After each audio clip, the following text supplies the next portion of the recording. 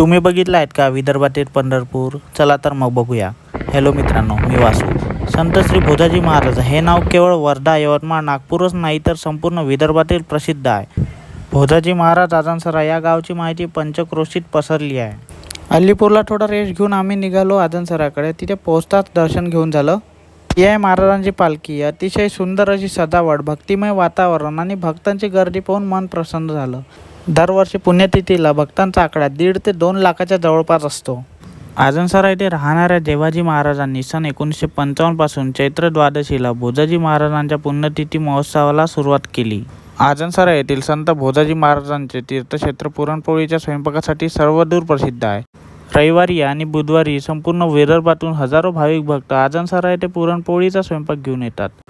मंदिर परिसरातील स्वयंपाकासाठी 8 ते 10 हजार शेड तयार करण्यात आले आहेत. प्रत्येक शेडमध्ये 100 चुली पेटतील अशी व्यवस्था केली आहे.